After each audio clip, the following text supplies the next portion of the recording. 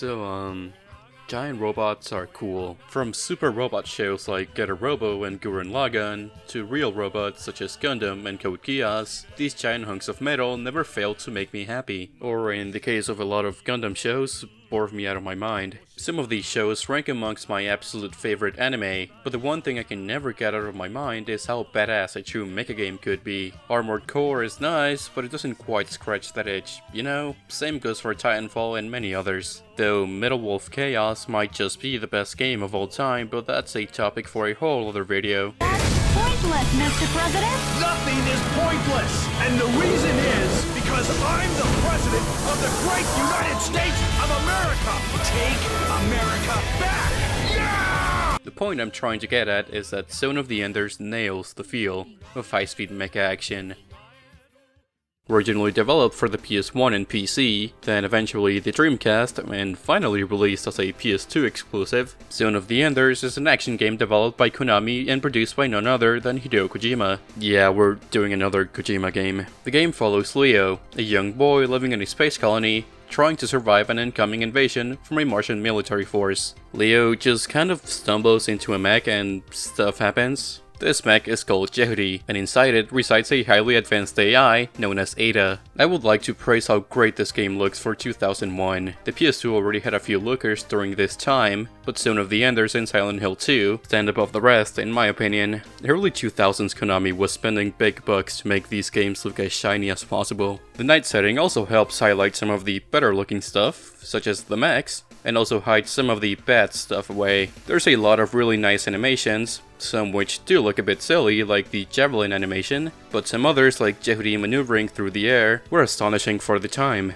Some other effects, such as explosions and breaking glass, are the cherry on top. The game manages to do all this fancy stuff while still maintaining a decent frame rate, though those drop significantly when there's too many explosions on screen. It's still good enough not to be frustrating, which is good for an action game like this. And while we're on the topic of visuals, I want to take a moment to bring up the excellent mecha designs by Joji Shinkawa, most famously known for his work on the Metal Gear series. Jehudi especially looks fantastic, and might just be one of my favorite mechs, which Code Geass eventually ripped off. Zone of the Enders isn't just pretty light, however, as the combat itself is what makes it stand out from the rest of action games out there. Jehudi has a ton of mobility. You can fly in essentially any direction, and the same goes for your opponents. You have to be aware of your surroundings while also being on the offensive, since attacks can come in from anywhere. If you're not quick and effective in combat, other nearby squads can join the battle and make things tougher, maybe even forcing you to retreat. Zone of the Enders asks you to learn its mechanics, and won't hold your hand through the process.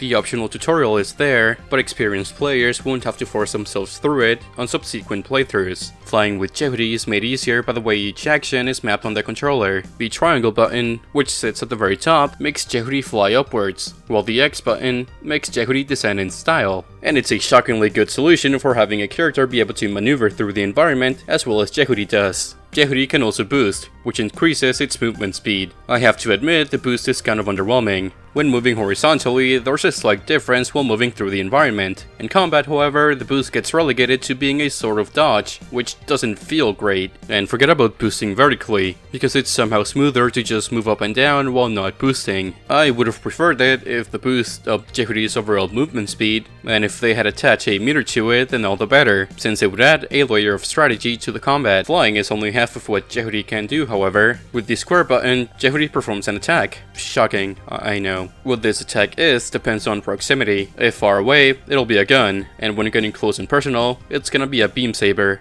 Don't expect to be going DMC3 gunslinger here, as the gun is pretty slow and clunky. The beam saber is very good, but getting close to the enemy is obviously a lot more dangerous. It's a nice trade-off, even if I'm not sure myself that this is what they were going for. These two types of attacks have alternative, more powerful versions, a big ball of blue energy, and a spin attack. The energy blast in particular deals a lot of damage, which kind of ruins the trade-off I was talking about not that long ago. You see, the big blue ball here deals a lot of damage, but you really don't have to actually charge it. Pressing the button combination is enough to trigger it, which kind of breaks the game. I can press these two buttons at the same time, and if I'm not interrupted, which is easy to avoid, then the enemy just dies. And there's a pretty simple fix for this. Just make it so you have to, charge the blast. Jehudi can also wield a variety of weapons, some fun to play around with and some bad. While the quality of these may vary, it's not really a big issue since you can swap them all out mid-gameplay, allowing for a lot of experimentation. DMC3 is looking like a fucking baby game right about now. These weapons all use the circle button, which you can also use to grab and throw enemies. And this move is especially badass once you realize Jehudi can also slam enemies against other buildings. The game has an overall good sense of scale, and whenever something like this does happen, it emphasizes how large and powerful the mechs truly are. You get a significant amount of these weapons through exploration. This would be all well and good if not for the fact that pretty much all of these stages are bland as hell. The levels do a poor job at exploiting Jehudi's mobility to the fullest. They are, for the most part, just generic towns that Jehudi just flies over. The only stage that I think taps into the potential that fully 3D mobility has is City 2, thanks to its level geometry. There's a lot of bridges connecting the buildings, and Jehudi can use these in a few ways. The first, and most obvious, is as cover. Players can fly to any side of the bridge and stay there for a little bit to take cover. The second is as a way to get around the enemy. If they happen to follow the player, then Jehudi can circle around the bridge and ambush them from behind. On top of all that, there's the large buildings themselves, which Jehudi can use as both cover and to gain a vantage point at the very top. The rest of these stages feature none of these elements, with them just being a backdrop to the mecha encounters. This is only one of many problems plaguing Zone of the Enders. What makes the bland levels even more frustrating is the ungodly amount of backtracking in this game. You're forced to visit these old stages over and over again to get a new item needed to proceed. Keep in mind, this game doesn't have a complex Metroidvania-style map that is satisfying to traverse. What is here is a glorified level selection screen that you'll end up using a lot. What's worse is that almost nothing is added to these stages every time you revisit them, making them feel like the absolute worst kind of padding. The one that doesn't add anything substantial to the game, and only really exists for the sole purpose of padding out the playtime. I'm not kidding when I say roughly 65 to 70% of this game is filler. Actually, the backtracking in this game isn't bad. It's outright horrendous. Nearly every time you're required to go back to another level, there's no clear indication as to where you're supposed to go, or what you're supposed to do for that matter. Now, if you really don't want to dust off the old PlayStation Magazine strategy guide, then your best bet is going to be to just guess where that item might be. This is some NES shit right here, and not in a good way. Sometimes you get the thing you need, and then you have to backtrack yet again to another stage to use it in order to get something else, which also requires guesswork. It's like the video game equivalent of a flashback within a flashback. It would be nice if there was any sort of content added to these stages to at least somewhat justify the backtracking, but there is none. It's just really lazy.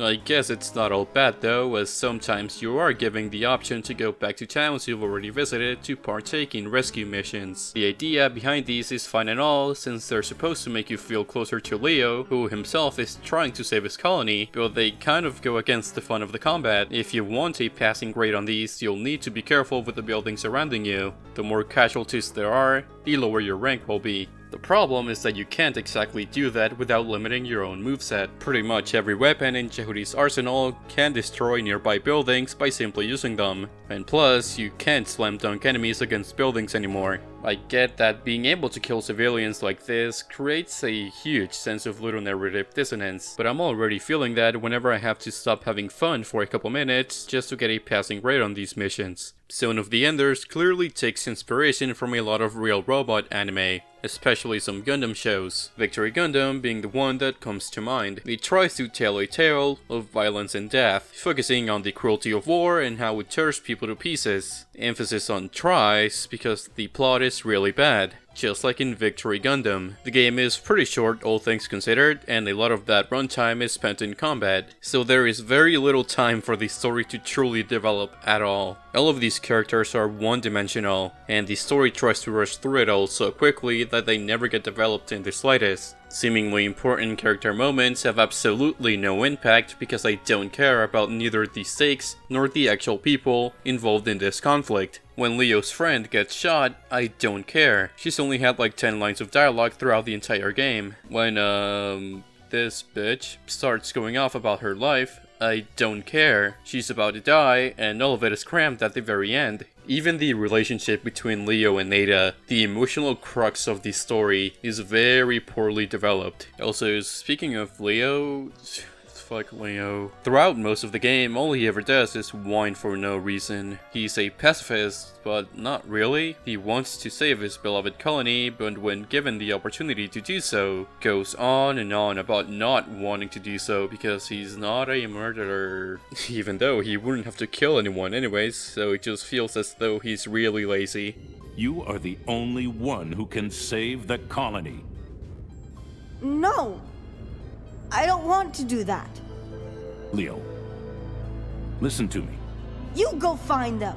I get the feeling that the writers wanted to make him feel like a flawed pacifist, someone who is forced into conflict and has an internal struggle because of it, but all he ever does is fucking whine and cry. There were multiple points where I just wanted to yell, "Holy shit, get over it," at my TV. Don't get me wrong, a character like this can work, but Leo is given no time to develop, and we're only told of his backstory literally 10 minutes before the ending. Lauren from Turn A Gundam is a pacifist who is forced into conflict, and throughout the course of the story learns about the cruelty of war, which only solidifies his stance and makes him want to end the conflict that much more. And he really, truly, absolutely wants to save the culture he has fallen in love with. He works himself to the bone to ensure there are as few casualties as possible, and would much rather resolve things by talking. The show spends a significant amount of time exploring this kind of mindset, something that Zone of the Enders never really does. Leo feels like a very rushed attempt at this kind of characterization, and it just plain doesn't work.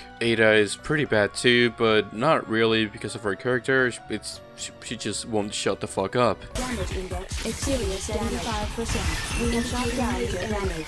We will seize battle position. We will hold battle position. I think the final boss kinda sums up my thoughts on Zone of the Enders overall. The final confrontation with Anubis, a mech similar to Jehudi, is underwhelming as hell. You can't even damage it, and all you have to do is wait around until the game ends. The ending is also so open-ended that it makes Digital Devil Saga blush, which is weird, since the game was originally supposed to just be a standalone title and nothing else. And while I've been a little harsh on this game, I want to make something clear. There is a lot of potential here. There's plenty of stuff I really like about this game. The mobility, mechs, combat, soundtrack, in this scene. Believe me, I have never wanted to like a game more. It's a crying shame that all of this stuff is just buried underneath a pile of garbage, and I can only hope that Second Runner, the sequel, improves on the already established formula, but we'll have to see about that one some other time. In the meantime, I'll go watch some Gundam shows that are hopefully not bad. See you next time.